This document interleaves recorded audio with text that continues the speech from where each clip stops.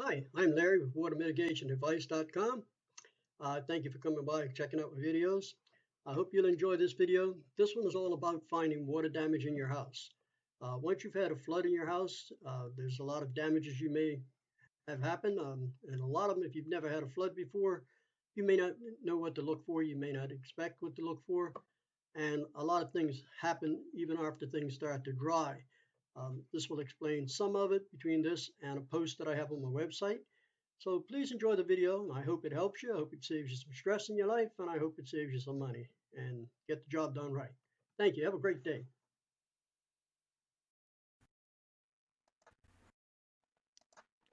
You'll notice here this baseboard is cracked and is swelling. This is from water damage. When you get water damage, the wood will swell. That will cause splitting. It's going to pull away from the wall. Um, you can see along the side here where I'm pointing to. That one's in a corner, so I used a pointer to kind of get to it. Um, but you'll notice there's another little section I'm doing in a few minutes here. You'll notice this one is in the open. It's pulled out from the wall. And that's what happens when you get the water damage. So you want to always be looking for that because this is a problem that needs to be fixed. And if you have an insurance claim, you want to bring it to their attention. So you want to look at all this stuff so you know what's going on. You don't want to get stuck with it. This part here is a piece of baseboard that is fine. No water got to it. You can see it's fine.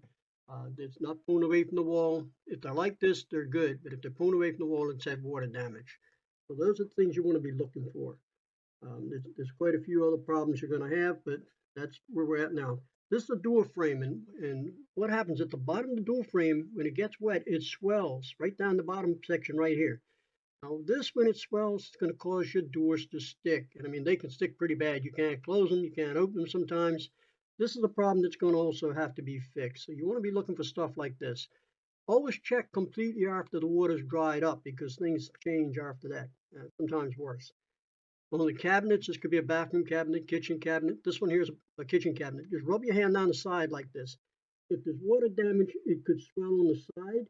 Normally, the older cabinets that has pressed wood will swell real bad. Plywood sometimes is not too bad, but you want to be checking for that. So this is the kick plate. This is the bottom section on your cabinets. It's just under the doors. Sometimes it might be a different color, but it's called the kick plate. This part here, when it swells, can be a problem, especially if it's pressed wood, because that's going to hold a lot of water and it's going to get mold and mildew down there. So that's another item you want to be looking for, you want to check. Now we're going to do some furniture. Move over to the furniture. On the bottom of the furniture, you always want to check if it got wet. It may not look too bad when it's wet, but as it dries, the paint will flake off. It may go white. The wood could swell. So you want to always check that. But like I said, a lot of things you want to wait for them to actually dry to really see what damages you have. So don't try and rush it and settle the claim because you may end up getting yourself in a problem. On furniture with flat bottoms, like the same thing. You always want to feel around the bottom. Normally you can feel it if it's damaged. You'll feel where it's swelling or you'll see it splitting or cracking.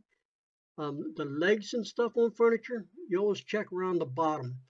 And once again, when it's wet, sometimes it don't show right up. But as it dries, that wood may swell, it's going to crack, and this could be a problem. A lot of times they can be fixed, but if you got expensive antique furniture, you want to make sure it is corrected. You don't want to get stuck with damages. Now, when you have cardboard boxes and things resting in your closets on the floor, which a lot of people do, you might have photos, something in it. Don't just figure it's just wet on the outside. Always open it, check the contents because contents could be damaged. You want to make sure that it's okay and change the box. Don't leave it in a wet box because that's going to give you another problem. Now, if you have a roof leak, you're going to be looking for ceiling damage. You'll see water spots on the ceiling, kind of like in this one here. Sometimes it could be real bad, and if you've got swelling in the ceiling, then you want to watch it. The ceiling could collapse. These are watermarks on drywall. Now, you really want to watch my video on drywall because sometimes you can save it and sometimes you can't, and it will explain it to you. So I definitely recommend you go watch my video on wet drywall. Hopefully that'll help